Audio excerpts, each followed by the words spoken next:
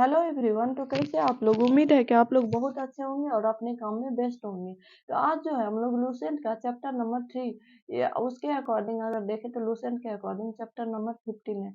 और हम लोग जो है पिछले 2 चैप्टर मॉडर्न हिस्ट्री के हिसाब से देखेंगे तो ये तीसरा चैप्टर है। बाकी ऑल हिस्ट्री के एस्पेक्ट से बुक में लिखा रहता है। तो यहाँ जो है हम लोग चैप्टर नंबर 3 को देखते हैं। आप लोग ये अपने हिसाब से देख सकते हैं। आप लोग अगर लूसेंट से फिर आगे इसको पढ़ना चाहेंगे तो इस तरह से आप लोग देख सकते जा सकते चैप्टर नंबर 15 पे।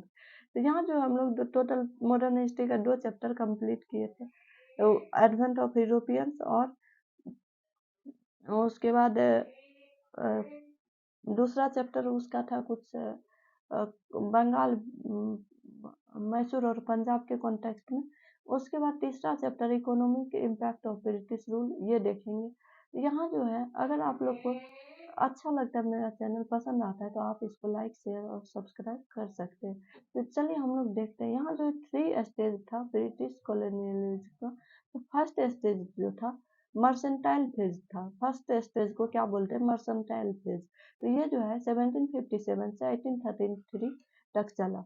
यहाँ देखते हैं, यहाँ ईस्ट इंडिया कंपनी जो है अपने पॉलिटिकल पावर का यूज किया मोनोपोलाइज करने के लिए, ट्रेड पे अपना मोनोपोली करने के लिए, और direct terms to the traders of Bengal. ये जो है डायरेक्ट टर्म्स था, रिलेटेड था ये बंगाल के ट्रेडर्स। उसके बाद इम्पोजिशन ऑफ इन्फ्लेटेड प्राइस। यहाँ जो है ये जबरदस्ती इस प्राइस गुड्स का प्राइस को बढ़ा दिया, जो कि बर्केनियरिंग कैपिटलिज्म हो गया। जो कि इस तरह से हो गया कि एक तरह से अब मान के चलिए कोई भी प्राइस को बढ़ा के आपसे लेगा, तो इस तरह से ये क्या होगा? लूट हो जाएगा ना एक तरह से। Were by belt flowed out of barrels, barrels से भी ज्यादा ये बेल्ट्स बहा के ले गया यहाँ से उस ये ब्रिटिश ट्रेडर्स को बाय फोर्स करके। तो उसके बाद आगे देखते हैं। आगे जो है revenue of Bengal were used to finance exports to England. तो रिवेन्यू, बंगाल का जो रिवेन्यू था इसका यूज ये फाइनेंस एक्सपोर्ट्स, इंग्लैंड का एक्सपोर्ट्स के लिए यूज करता था ये। उसके बाद आगे देखते हैं।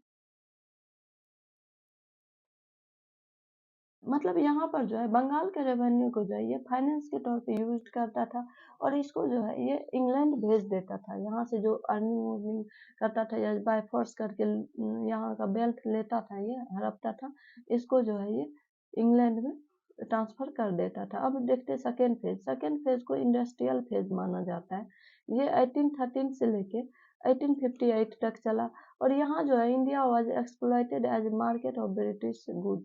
यह इंडिया को जो है ये ब्रिटिश गुड के लिए, ब्रिटिश जो सामान वहां से बना के लाता था, ये तो इंडिया से रॉ मटेरियल से ही खरीदता था और उसको जो है ये बना के इंडिया में ही बेच देता था। तो इसको इंडिया को मार्केट अपना जबरदस्ती मार्केट बना लिया ब्रिटिश गुड का।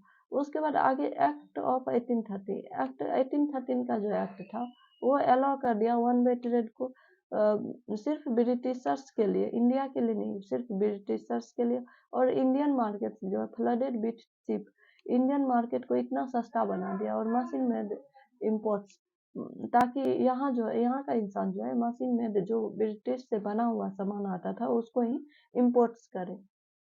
उसके बाद Indian traders lost foreign as well as home market. Indian traders जो है इंडिया का व्यापारी था, वो दोनों ही फॉरेन और होम मार्केट दोनों को ही गवा दिया। उसके बाद देखते हैं Indians were force to export raw materials. India को फोर्स किया गया कि वो अपना कच्चा माल जो है वो ब्रिटिशर्स को इम्पोर्ट कर दे, और वहां से जो है इम्पोर्ट करे फर्निश्ड गुड, वहां से बना बनाया माल ये वहां से लाए, बना बनाया माल को इंपोर्ट करे, और यहाँ का जो कच्चा माल था उसको ये एक्सपोर्ट कर दे।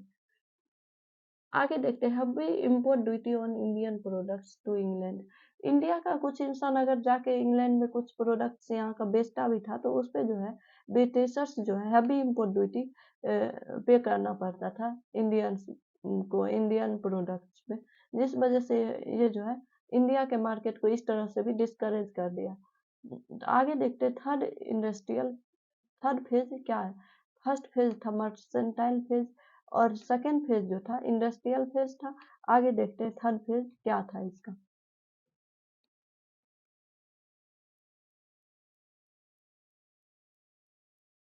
थर्ड फेज जो है फाइनेंशियल फेज आ गया।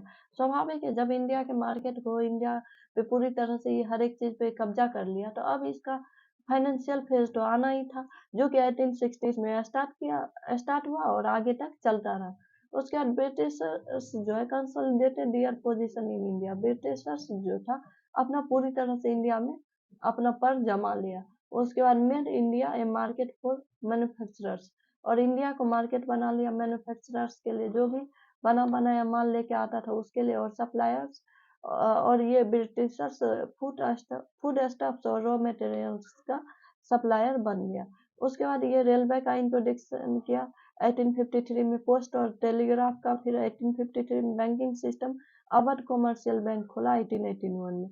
Heavy British investment in India, burden of public डेब्ट इंक्रीजेज।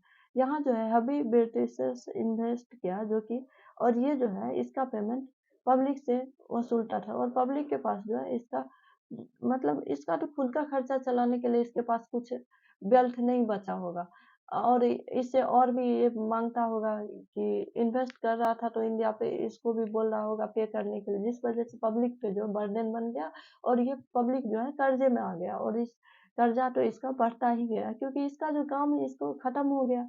जिस चीज से भी अपना काम गुजारा करता था वो सब तो मार्केट इसका इंडियन का खत्म कर दिया था। उसके बाद इंडस्ट्री को एग्जिस्टेंस में आया, टाटा आयरन और स्टील 1907 में। तो आगे चलते हैं हम लोग, आगे देखते हैं क्या हुआ आगे। जो है ड्रेन ऑफ वेल्थ, जो कि दादा भाई नौरोजी का बुक है, उसमें वो बताया है कि कैसे इंडिया का ड्रेन ऑफ वेल्थ हुआ, और किस तरह से ब्रिटिशर्स से इसका फायदा उठाया। दादा भाई नौरोजी, इसका बुक है पॉवर्टी और un Britishers rule in India. Poverty और un Britishers rule in India, उसे 1867 में इसको राइट किया था Dadabhai Naoroji. R C. Dutta, economic history of India, ये बुक रिटर्न किया था 1901 में। उसके बाद blamed British policies for Indian economic ills. Britishers policy को ये जो है इंडियन इकोनॉमिक इल के तौर पे, बीमारी के तौर पे देखा। उसके बाद drain of wealth theory refers to portion of national products of India. Drain of wealth में ये नेशनल प्रोडक्ट जो इंडिया का प्रोडक्ट था उसके बारे में भी बताया है। उसके बाद was not available for consumption of its people.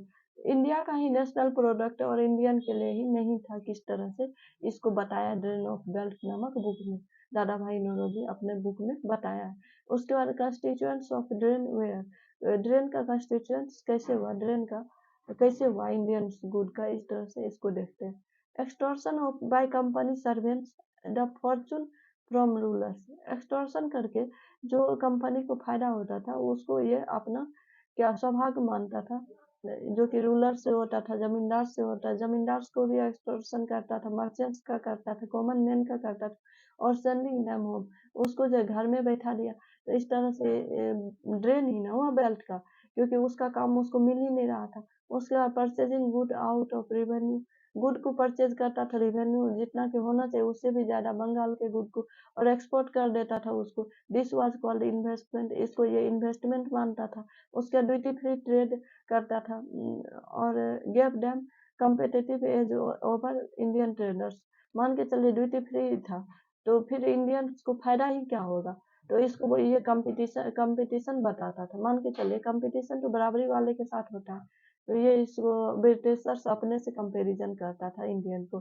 This subsidies were financed from Indian treasury, और यहाँ से जो भी फंड इसको देना होता था, फाइनेंस करना होता था, कोई भी मान के चल ड्यूटी फ्री ट्रेड किया तो जो भी पैसा वैसा खर्च होता था तो उसको ये जो है इंडिया का खजाना से ही पेमेंट करता था। उसका रेमिटेंस, सैलरी और अदर इनकम जो भी आता था कंपनी ऑफिशियल्स को, वो सब जो इंग्लैंड ट्रांसफर कर देता था। होम चार्जेस और cost of salary pension company officials in India paid from the treasury of India. Salary होता था या पेंशन जो भी होता था ये इंडियन के खजाना से ही पेमेंट करता था। हफ्ती इंटरेस्ट वे पेड ब्रिटिशर्स इन्वेस्टर, और इंडिया ब्रिटिशर्स इन्वेस्टर को उसको जितना होता था उससे भी ज्यादा पेमेंट करता था। इस तरह से इस वीडियो में हम लोग ड्रेन ऑफ वेल्थ को देखें, और अगले वीडियो में देखेंगे आगे का इफ़ेक्ट इसका।